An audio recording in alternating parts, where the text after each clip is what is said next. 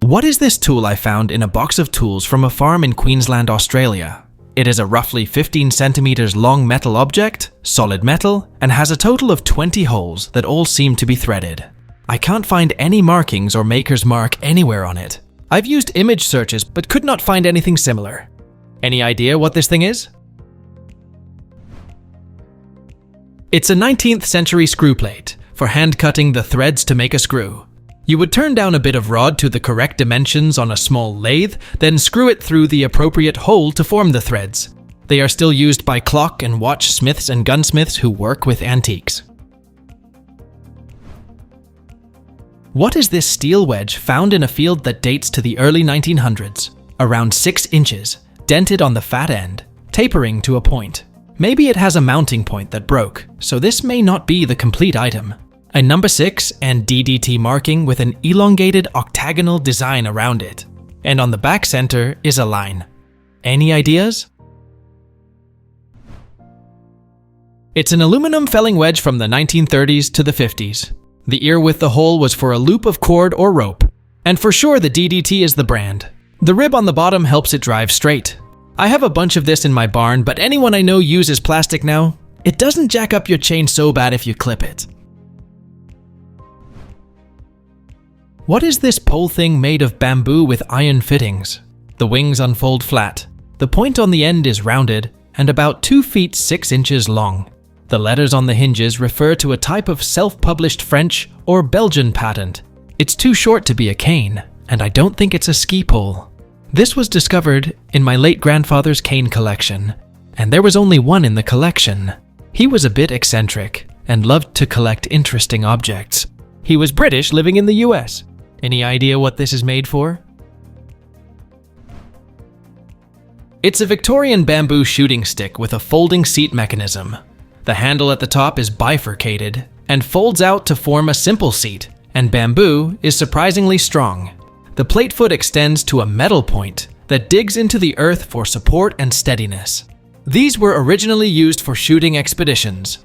Nowadays, they are in frequent use at outdoors events like firework displays or spectator sports. What is this wooden box with a dial? This was given to my antique collecting father by an old lady who had no idea what it was. Her husband collected medical oddities, so maybe it's some obscure old device. It seems to have brass or copper electrical posts on the top, and the little ball swivels and seems like it may have held some sort of probe. The construction leads me to believe it was made in the early 1900s. The numbers on the dial wouldn't make sense for a radio. Any ideas? It's a 1920s variometer, made by the Northern Electric Company Limited. These were pretty common for antenna coupling in the days of homebrew radios.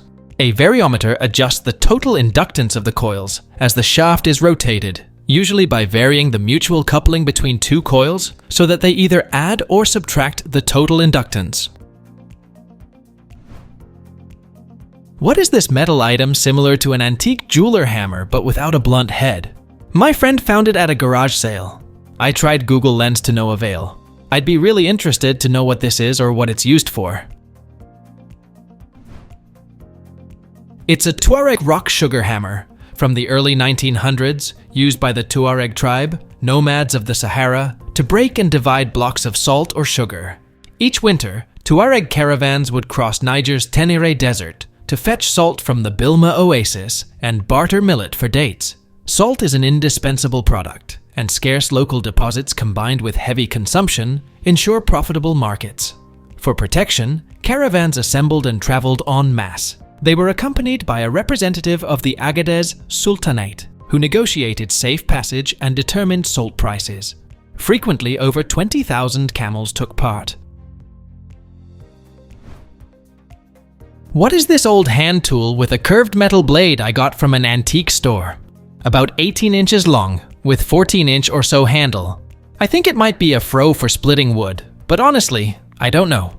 The handle is round and comes out perpendicular to the blade a few inches. The sharp part of the blade is on the curved side, not the flat one. Any ideas? That is a hay knife from the 1910s. They come in a lot of different shapes. These were used before the days of bales, when hay was stored loose in the barn or in stacks. The knife was used to cut through the loose hay so that an armful could be easily removed for feeding livestock. What is this metal thing with moving parts and a pointy tip found in a garage? The top and bottom parts pivot a few millimeters. I cannot remember what it is from. Any ideas? It's the spindle from a record changer turntable. The mechanical bit allows one to stack a few records and prevents them from falling. The actuator moves forward, allowing the disc to drop one at a time onto the playing surface. What is this wood handle with a metal-like cover towards the bottom, found in a shed in a house we just bought? It weighs about 5 pounds, and I haven't been able to find it on the internet. Any idea what this oddly beautiful object is for?